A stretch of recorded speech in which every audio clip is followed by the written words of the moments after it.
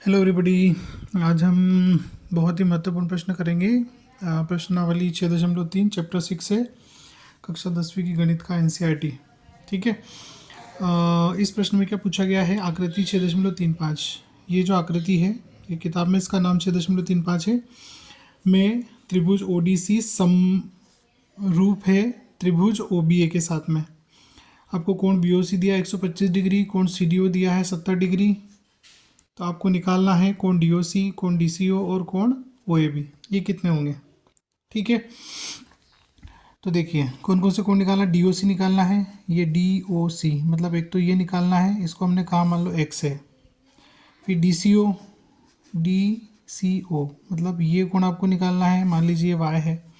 और OAB, OAB मतलब ये वाला कोण मान लेते हैं कि ये क्या है, जेड है।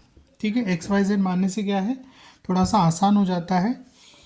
तो हमने इनको नाम दे दिया है एक्स वाई और जेड, इनकी वैल्यू एक्स वाई और जेड हमने मान ली है। ठीक है। अब हम क्या करते हैं, इसको हल करते हैं। तो देखो सबसे पहले क्या करेंगे, इसका सॉल्यूशन लिखने के लिए बिंदु ओ पर, बिंदु ओ पर देखो हम क्या जानते हैं कि सीधी रेखा का कोण क्या होता है, 180 डिग्री होता है। मतलब आपका कोण जो है कौन सा, डी ओ बी, कोण डी ओ बी का मान क्या है, 180 डिग्री है। ठीक है। अब ये डी ओ बी आप देखिए कैसे बना है, एक्स और 125 को मिला के बना है। ये इस पूरे को मिलाएंगे आप तो 180 डिग्री में आपका डी ओ बी बन जाएगा। तो यहाँ पे मैं वैल्यू रखता हूँ कि x प्लस 125 बराबर 180। तो x की वैल्यू पता करना है तो 180 में से हम 125 को माइनस कर देंगे वहाँ ट्रांसपोज करके। तो x बराबर आपका कितना हो गया, ये आ जाएगा आपका 55 डिग्री। ठीक है। 180 में से 125 को घटाएंगे, 10 में से 5 घटेंगे 5 और 7 में से 2 घटेंगे 5। तो एक्स आपका कितना हो गया, 55 डिग्री। अब एक्स आपने किसको माना है, डी ओ सी को। तो ये जो वैल्यू है आपकी वो क्या हो गई, कोण डी ओ सी बराबर आपका हो गया 55 डिग्री। ठीक है। ये पहली वैल्यू मिल गई जो आपको निकालना थी। अब दूसरी वैल्यू के लिए देखिए, अब यहाँ पर y की वैल्यू हम निकालेंगे। तो y की वैल्यू निकालने के लिए क्या होगा, हम जानते हैं, क्या जानते हैं कि त्रिभुज के जो तीनों कोण होते हैं उनका योग कितना होता है, त्रिभुज के तीनों कोणों का योग बराबर 180 डिग्री होता है। ठीक है। अब ये 180 डिग्री है तो आपके तीनों कोण मतलब 70 प्लस वाई प्लस एक्स बराबर 180 डिग्री होगा।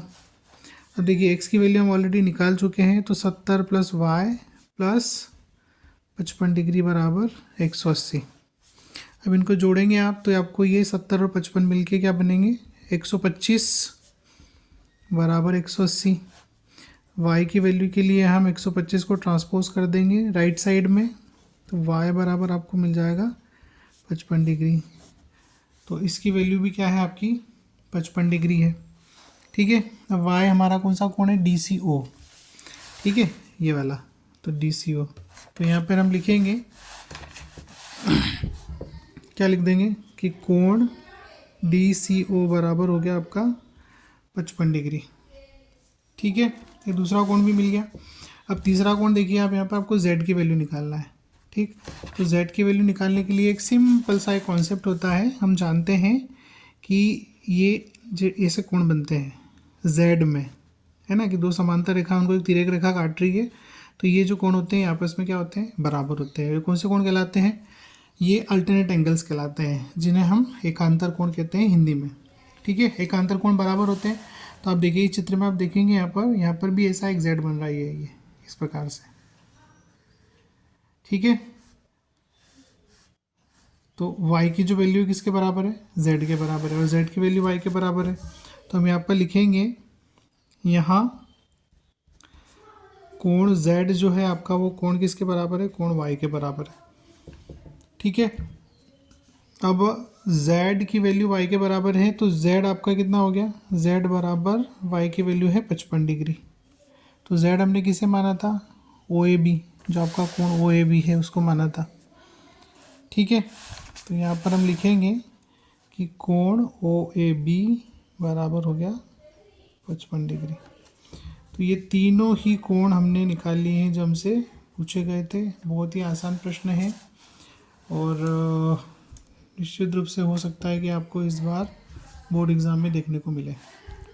तो आशा करता हूँ आपको समझ आया होगा और थैंक्स फॉर वॉचिंग।